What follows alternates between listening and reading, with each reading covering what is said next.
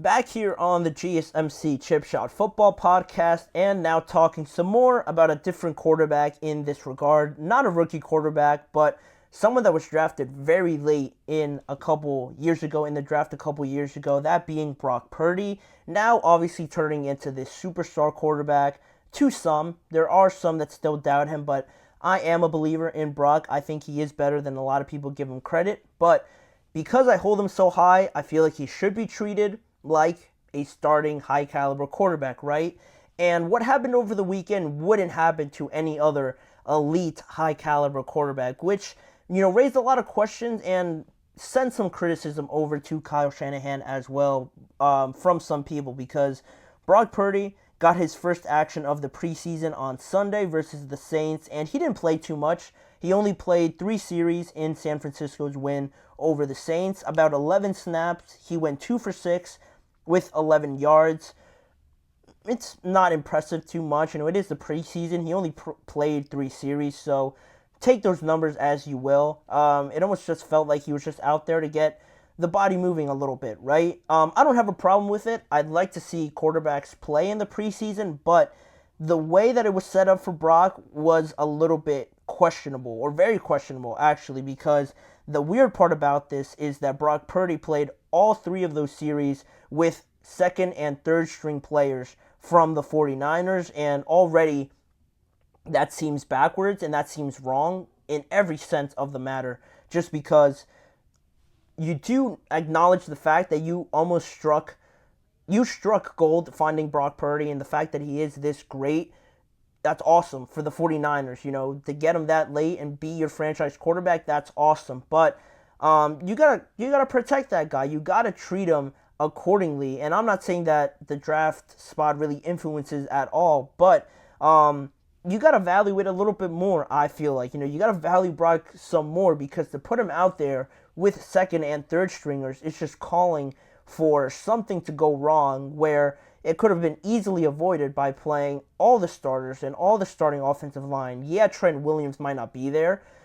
That's only one position, but you have to throw him out there with Debo, George, and all the starting offensive linemen at least. I know Christian McCaffrey's hurt, but a bunch of those guys could have played, but they didn't. And the fact that you threw him out there with second and third stringers is just backwards, and it shouldn't have happened, really. And Kyle Shanahan had a statement to say after the game, sort of explaining why, but also just giving his thoughts on his sentiment on why, this happened, why he decided to play Brock Purdy out there. He said, "Just thought it'd be good for him to get a couple of drives in. We were hoping it would be one long drive just to get him out, similar to what Brandon Allen had last week, but we had, I think it was 2 3-and-outs, so I didn't want to go past that." And after that statement, he said it felt good with the guys that we had in there. So, not really explaining too much why he was out there with the second and third stringers, but again, it seems like this was just coming from a spot that, like I said before, that he just wanted to get Brock Purdy out there, give him some action, and just get his feet wet a little bit in the preseason, which I'm fully a fan of. I'm a full believer in that you should have your starters out there for a game. 2 games is all right with me. If a coach decides only 1 game, that's his decision, but I want to see them out there at least for a couple of drives at least. I don't like really how Kirk Cousins isn't playing.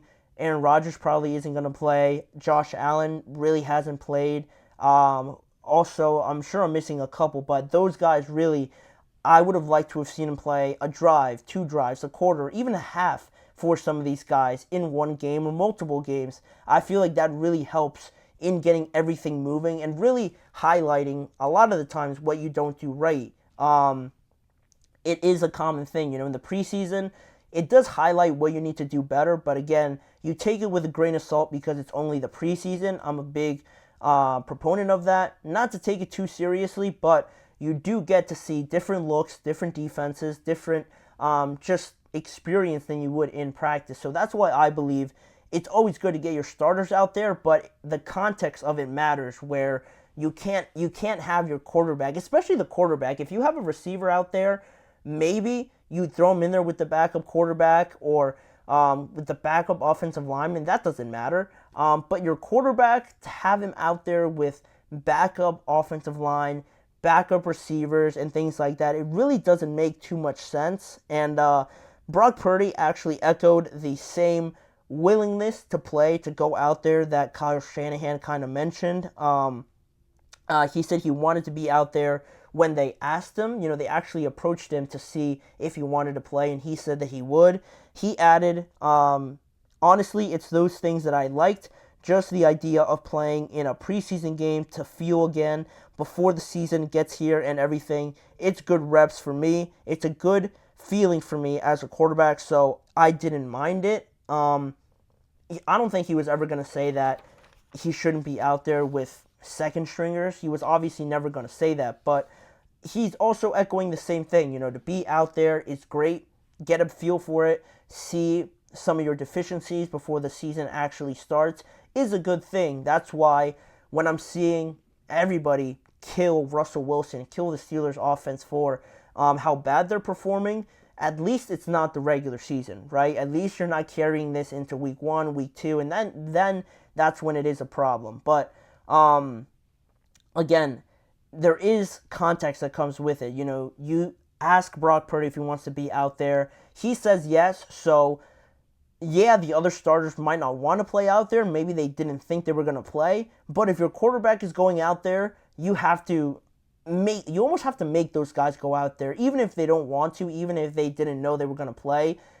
The quarterback's going out there, so at least all you offensive linemen are going out there. That's the least you could do for your starting quarterback. And maybe they didn't want to go out there. Maybe that wasn't the plan, like I said before. But Brock, being a leader, being a big voice in that locker room, if he said he wants to play, and then maybe if he approached his teammates, they would have, I think, backed him up on that. They would have agreed that they could all go out there, because they also know, all those players, all those starters know that if Brock Purdy's out there and he gets hurt, this season for the 49ers is almost as good as, not completely done, but it's not the same expectation, obviously, because you saw what happened when he didn't play in the NFC Championship game against the Eagles. If you injure him like this for a silly decision like this, not only do you lose him and your team, the expectations drop, but it looks bad on Kyle Shanahan, who is under a lot of pressure already to win a Super Bowl,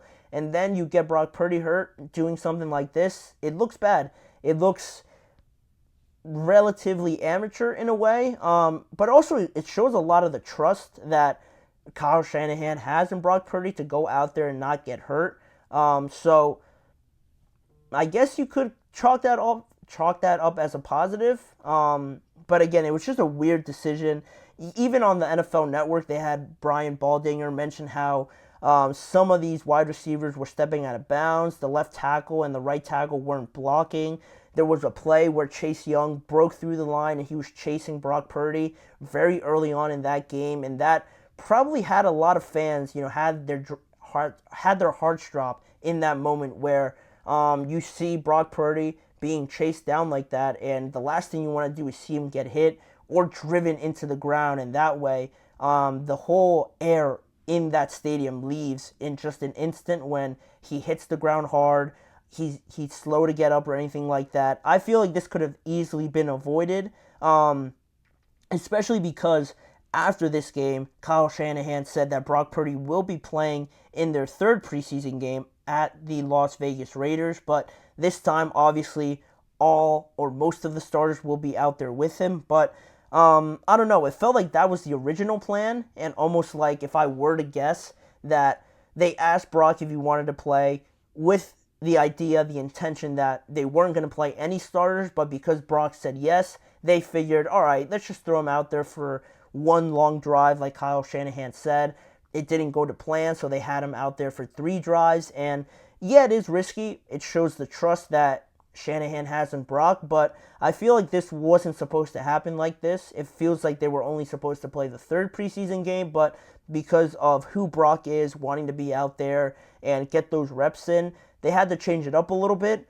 It did cause all this stir in the media, which isn't great, but I guess in hindsight, looking at it now, nothing really happened.